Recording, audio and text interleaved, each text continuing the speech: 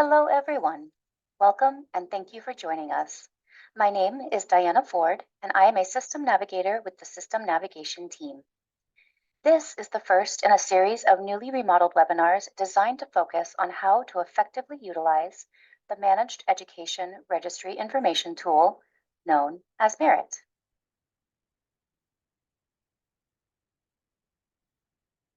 As a kind reminder for this evening's presentation, all participants will remain on mute. Please enter any questions you may have in the chat box located at the bottom of your screen. We have set aside some time at the end of the presentation to answer any questions you may have regarding the topics covered in today's webinar. Today, we will be focusing on the basic steps of managing a Merit account. Maybe you're just getting started, or perhaps you haven't used your Merit account in a while and need to update information in your record. This webinar is specifically for managing an individual record and not a facility or site. If you are needing assistance with navigating a facility site, we will be offering a webinar in the coming months. You are welcome to subscribe to our PD newsletter to receive the details for this upcoming webinar. Please visit the link that has been placed in the chat for more information. For today's webinar, we will be reviewing how to register in Merit, which includes applying for a STARS ID, how to log into an existing account, how to locate and access the applications in Merit, how to update information in your professional record. This includes personal information, health and safety information, employment, and viewing state-approved training history, as well as information regarding helpful early learning resources. So let's get started with how to access the Merit Registry. You may find the Merit website at apps.dcyf.wa.gov/Merit. We have placed this link in the chat for your convenience. Clicking the blue Sign In or Register button will take you to the Merit login page. The first step will be to enter your first name, last name, and date of birth. Please note that this information must match your current identification card. Do not use any preferred or nicknames.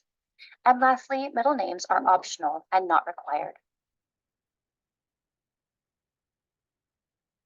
For step 2, you will want to enter your email address under the primary email section. It is important to add a valid email address as you will need to access the activation link that is sent once registration is complete. Adding an additional email is optional and not required, as all communication is sent to the primary email. Step 3 is to create a password. When choosing a password, please be aware that the selected password you enter must meet the required criteria. You will then be required to re-enter your password to confirm it matches and meets these password requirements. Step 4 will be to select a password hint from the drop-down menu and type in the password hint answer. This will ensure that you have another way of accessing your Merit account should you forget your username or password. After clicking the orange Save button, the email with the activation link will be sent to your primary email address. This is an example of the email with the activation link that is sent to your primary email from merit@dcyf.wa.gov. If you do not see this activation email in your inbox, please be sure to check your spam or junk folders. If the activation email does arrive in your spam or junk folder, please add the Merit address to your email contacts. We have placed this in the chat.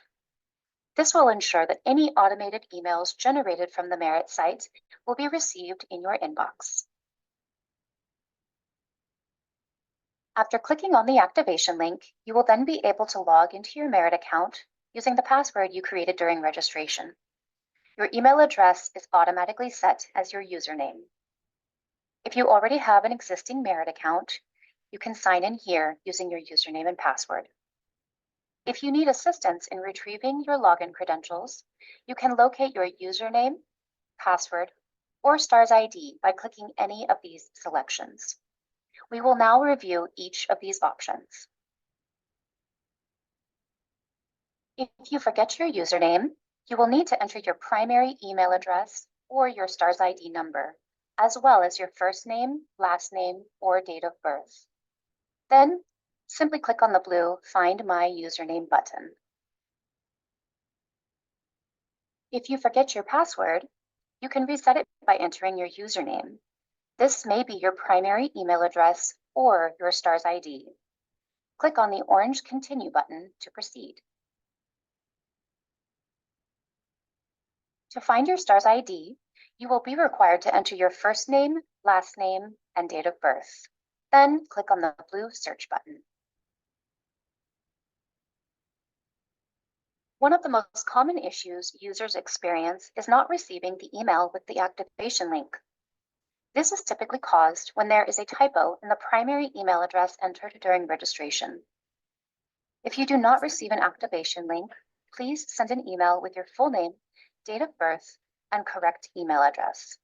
The system navigation team will correct your email and resend the activation link. The second most common issue account holders experience is receiving an alert that states that there is already an account that matches your information. If you receive this message and cannot access your account using the account recovery tools, please send us an email with your full name, date of birth, and current email address. The system navigation team will confirm if you already have an existing account and provide you with your next steps. Once your Merit account has been activated, the next step is to apply for a STARS ID. You may select the application by clicking on the blue Apply for a STARS ID link, or by clicking on the My Applications tab. Step 1 of the STARS ID application is to enter your personal information. Please be sure to complete all required fields. You will want to confirm that your first name, last name, and date of birth all match your current photo identification. If there are any corrections that need to be made, you will be able to make those edits during this step. When you are ready to proceed, click the blue Next button. Please note that Section 2, Adding Employment Information, is optional and can be skipped, as any employment can be added after you have obtained your STARS ID number. Click on the blue Next button to proceed to Section 3, the Submit page, which is the last part of the application and only requires an electronic signature. To submit an application in Merit, you will electronically sign forms using only your first and last name. After you submit your application, a message will pop up that states, "Congratulations! The Merit professional record and applications will now be unlocked." An email will be sent with the STARS ID and Merit username. Now, let's take a closer look at the My Applications tab. Clicking on this tab will take you to the list of applications that are available in Merit. These applications will be automatically unlocked once you have been assigned a STARS ID. To access and submit any of these applications, simply click on the hyperlinked title. For example, this is where you can access and submit the Portable Background Check application. When you first log into your Merit account, you will automatically land on your My Record tab. From here, you can access all tabs and subtabs of your account. For today, our primary focus will be on the Professional Record subtab. However, you will notice two more subtabs: Change Password, as well as Change Security Question. These are utilized to change your password and update the security question and answer as needed. Right now, we are looking at the landing page of a new Merit user who has registered and applied for a STARS ID, but has not yet added any information to their professional record. Please note that your landing page may not look the same as others after employment has been added, and that's okay. To go to your professional record, click the link at the top of the page. Your professional record is where most of your account information is stored and managed. We will now review the basic sections of a Merit professional record.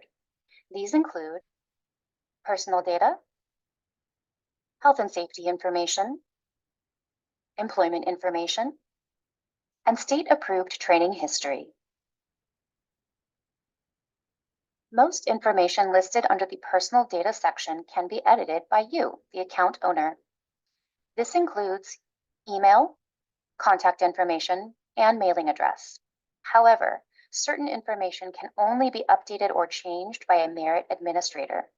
This includes name, gender selection, and date of birth. This is because this information can be linked to a portable background check. Should you need to update your name or date of birth, you must email a scanned or photographed copy of one of the following identification types in order to receive assistance with updating your record. It is encouraged to submit information as soon as possible, so this does not affect a portable background check. Next is the Health and Safety Information section. This section is used to self-enter health and safety pre-service and training records such as bloodborne pathogen, CPR, first aid, food handler's permit, and the TB test. Kindly note that Safe Sleep and Federal Health and Safety Training modules are courses that are not self-entered in this section. These trainings are automatically recorded and verified in Merit once they have been completed on the DCYF training site, which is a separate platform. To self-enter a record, select the blue Click Here to Add Health and Safety Information button. A pop-up box will appear under the training type. Use the drop-down menu to make your selection. Depending on the selection, you may be prompted to enter additional information. This may include the date the training was completed and when it expires. Once you save the record, it will display as self-entered until it is either confirmed by your employer or verified by a licenser. An area we often receive inquiries about is how to add or edit a current employment record. Updating a job role through the professional record page is how a user attaches themselves to the employee roster for a facility or site. Individuals can add new employment or end date previous job roles. However, only a merit administrator can delete or edit the start date of an existing record. If a mistake is made and the wrong employment information is entered, please contact the system navigation team. Let's say that you are in the process of becoming an early learning childcare provider and your license is currently pending. In this case, you will need to choose the job title I am currently applying from the drop-down menu. This job title is a placeholder and may also be used for multiple programs when you are going through the hiring process for a position in childcare. Next, you will need to search for your employer by entering the facility site name or the licensed facility site ID number. If you do not have this information, please ask your employer. Once you have located the correct facility, please click on the Select button and then Save. The next part of adding your employment is to enter your employment start date. Please note that a start date cannot be set in the future. Once you enter your start date, simply click on the Save button. If you are no longer working at a facility, you will want to add an end date to your employment record. You can do this by clicking on the Edit icon. Adding an end date to your employment record will remove you from the employer's facility site profile. However, if the status of your employment is still listed as self-entered, you will need to make sure to request that the employer confirm your job role prior to adding an end date. This is because your employer will no longer have access to your record once the end date has been added. Once your end date has been added, simply click the Save button. If an end date is added by mistake, please reach out to the system navigation team for assistance. Now, let's take a look at the state-approved training history section. This is where state-approved trainings are recorded, and as you can see, there are 3 sections. Initial basic training is where childcare basics and school age basics are recorded. These are also known as the 30-hour basics training. Annual continuing education is where all in-service trainings are recorded. Other trainings completed is for courses that are not eligible for in-service training hours. For example, the child care licensing orientation modules, as well as the electronic attendance training. Kindly note that all state-approved training is added to your merit record by the trainer, typically within 30 days of completion. It is important to provide your STARS ID when registering for state-approved trainings. This will ensure your completed courses are correctly updated to merit. We hope that this presentation has offered better insight into how to get set up and started in the Merit Registry. Please feel free to visit our Merit Workforce Registry webpage for helpful resources and additional information regarding the management of a merit record. We have placed this link in the chat. Of course, you are always welcome to reach out to our team of system navigators with any questions, comments, or concerns. Don't forget to check out our link to the Professional Development Engagement Efforts webpage. There, you can access existing webinars as well as sign up to receive the Early Care and Education newsletter. We will place this link in the chat. Please be sure to also watch out for communication regarding our upcoming merit webinars. The next webinar in September will cover how to record your education in merit.